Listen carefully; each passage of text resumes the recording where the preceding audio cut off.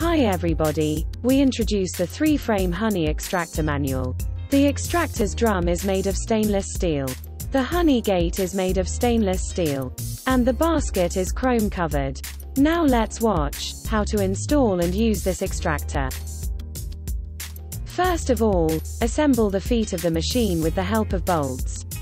Then, install the gear holder.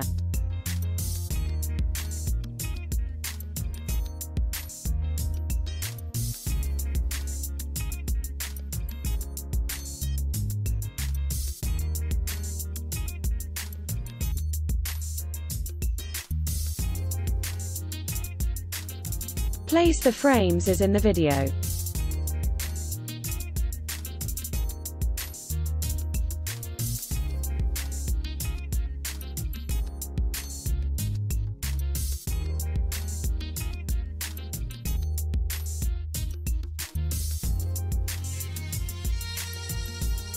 Then, please turn the frames in the opposite direction.